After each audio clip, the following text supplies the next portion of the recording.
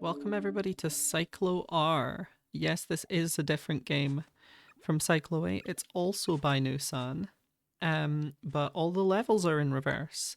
And you might think, that doesn't sound like a different game, more like a mod or a different mode. You know, Mario Kart, they have the um the backwards tracks, the mirror cut, but first of all, it's a different executable. I think that's already good enough for me. It also has a different title. It's called Cyclo R. But more importantly, these are modded levels by the developer of the game.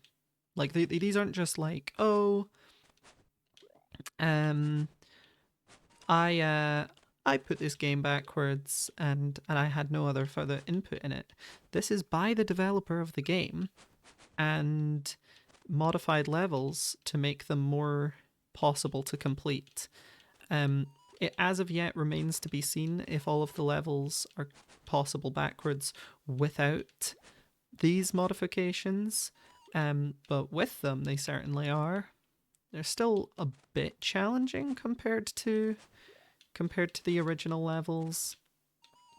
Um, but yeah, we're just gonna play through Cyclo 8, and I believe the Cyclo 8 video on Melon Keeper Gold before this was I believe it was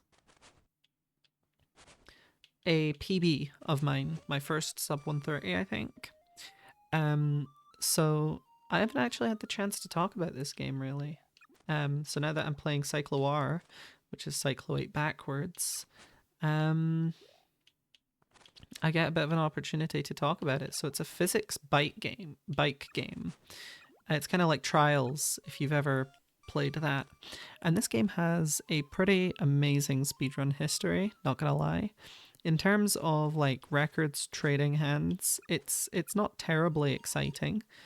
Because the world record holder has been high, also known as Vegeta the Saiyan 8. Um, the world record has been the same person basically since this game started getting pushed. But the actual history of strategies and stuff like that has been pretty interesting because this is a really inconsistent game. And if you watch High play, you might notice that he's incredibly consistent. Just a really good runner. And I'm not saying like he's consistently getting world record paces because that doesn't really happen for anyone, although the frequency of his world record paces does need to be admired. He got the first sub 1 in this game after TAS 7 was made human possible. Well, not yeah, I guess made human possible.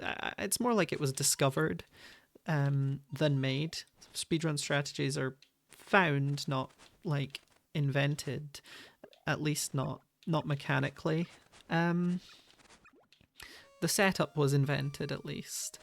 Um, but yeah, really talented runner. And after getting the sub 1 with TAS 7, did the fastest run ever with traditional strats. So like no TAS 7, no Lily skip, which is a skip in level 7, um, which people did before TAS 7 was a thing. No Lily skip, no TAS 7, still got a time that I think would be first on the leaderboard if he didn't already have first. With TAS 7. Like it's a ridiculously fast run. It's like 109.6 I think, and it's using strategies that are considered outdated, which I find really impressive. Um so yeah, it's just a sick game. I really like that there's kind of a variety of strats to pick up and to learn. There's a bunch of stuff to master if you want to be super consistent with the game or do challenge runs like Cyclo R is basically a challenge run of Cyclo 8. I don't think somebody should play Cyclo R as their first Cyclo 8 experience because it's pretty difficult compared to the normal game. And I'm not just saying that because I've speedrun Cyclo 8 and therefore I've got strats and stuff. Like Cyclo 8's not an easy game, but you can beat it in like 5-6 minutes probably on a first playthrough. Might take a bit longer than that. This is a game that if you hadn't played Cyclo 8 before, I would expect it to take much, much longer than that. I mean, this is my first time playing through Cyclo-R in full, but I've played the levels before and I'm still taking, you know, over 5 minutes to do it. And it's only got 7 levels. So I would say, yeah, definitely kind of a tricky mod. I'm not able to fit through that, right? I don't know what I meant to do. I guess I was supposed to... Okay, I don't want to reset cartridge, but I think I am meant to go up here instead and do the level 6 skip in reverse. There's a skip in level 6 where you basically turn around and skip the whole level. This whole like downstairs segment is just not played. It's not that hard to do, but it is one of those things that is pretty inconsistent to do quickly and that new runners really struggle with.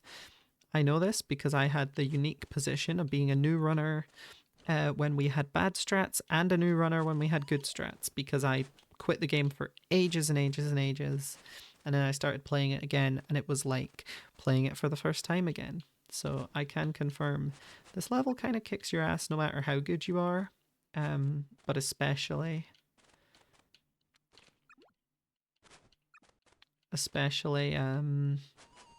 if you're trying to go for like super fast times, this level is considered part of the level 6, level 7 lottery. Level 7's a really inconsistent level, which basically hinges on you getting task 7 in a reasonable number of attempts. It doesn't necessarily have to be first.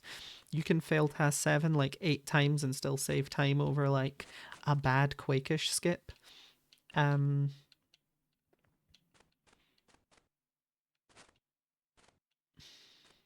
There we go. Okay. One more level. Can I get sub 8? I think I can. Level 7 is... Oh, this is the old version of Cyclo-R. This is before it was patched. Yeah, this bit here was patched so that you couldn't go over it.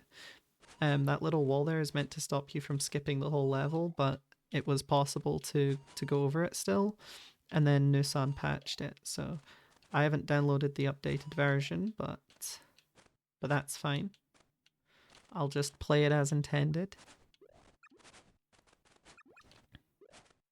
It occurs to me that I haven't actually played through this fully before. I'm supposed to jump, I guess. Like, go up this with a bunch of speed, yeah. It's interesting. Because these levels look familiar, but they're just slightly different because they were all changed to be possible in reverse. And there we go. 7 minutes 22, that's Cyclo-R for you.